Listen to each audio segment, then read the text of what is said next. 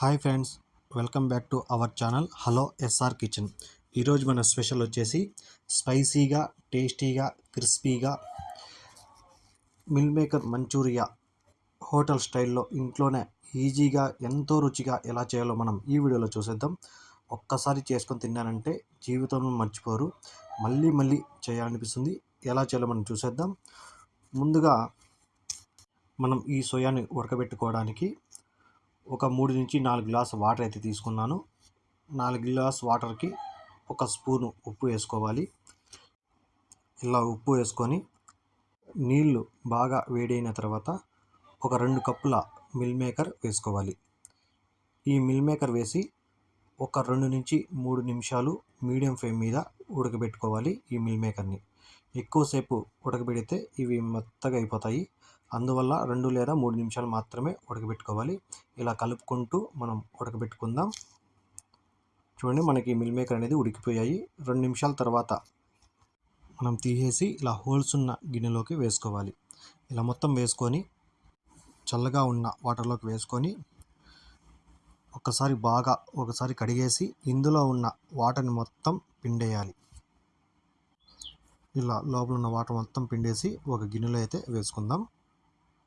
మొత్తం ఇలా ఒక గిన్నెలోకి వేసుకొని అల్లం వెల్లుల్లి పేస్ట్ 1 స్పూను, కారం 1 స్పూను, అర్ధ స్పూను సాల్టు, 3 స్పూన్ల కార్న్ఫ్లోర్. మీరు 2 స్పూన్ల కార్న్ఫ్లోరు, 2 స్పూన్లు మైదా కూడా వేసుకోవచ్చు. నేను ఓన్లీ కార్న్ఫ్లోర్ మాత్రమే వేసుకున్నాను. ఇలా వేసుకొని మొత్తం బాగా కలపాలి. ఈ అల్లం వెల్లుల్లి పేస్టు, కారము ఇవన్నీ మిల్ మేకర్కి పట్టేలాగా కలుపుకోవాలి. ఇలా కలుపుకున్న తర్వాత 1 స్పూను సోయా సాస్ వేసుకొని మొత్తం ఇంకోసారి కలుపుకోవాలి. చూడండి, ఇలా కలుపుకొని ఒక 10 నిమిషాలు పక్కన పెట్టేద్దాం. ఈ 10 నిమిషాలు పక్కన పెట్టేస్తే ఈ మసాలాలన్నీ మిల్ మేకర్ బాగా పడతాయి కాబట్టి ఒక 10 నిమిషాలు మూత పెట్టేసి పక్కన పెట్టుకునేద్దాం.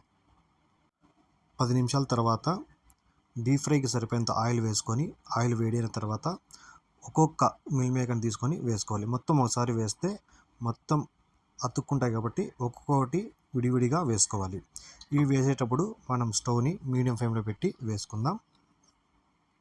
మనకి బాగా గోల్డెన్ కలర్ వచ్చేంత వరకు మనం మీడియం ఫ్లేమ్లోనే వీటిని ఫ్రై చేసుకోవాలి. లేదంటే హై ఫ్లేమ్ మీద పెడితే పైన బాగా మాడిపోతాయి, లోపలైతే ఉడకవు. కాబట్టి మనం మీడియంలోనే ఒక 4-5 నిమిషాలు డీప్ ఫ్రై చేసుకుంటే సరిపోతుంది.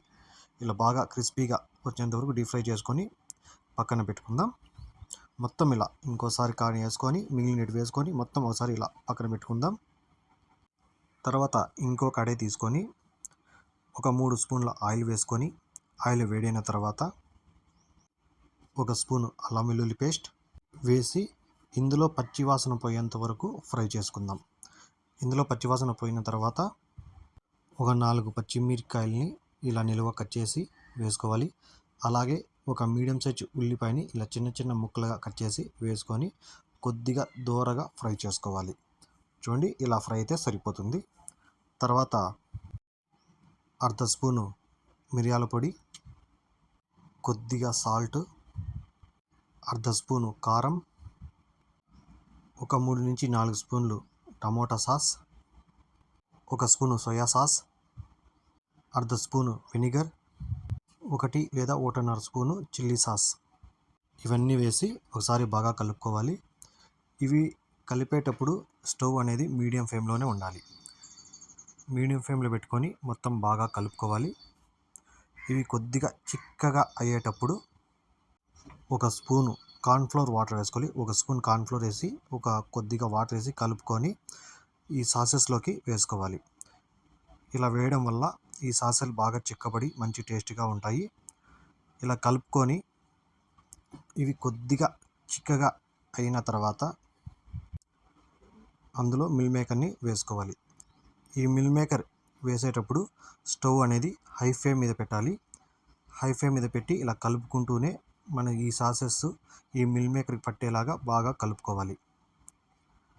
ఇలా ఒక 2 నిమిషాలు ఇలా కలుపుకుంటూ ఫ్రై చేసుకుంటే మనకి ఈ మిల్ మేకర్ మంచూరియా అనేది రెడీ అయిపోతుంది.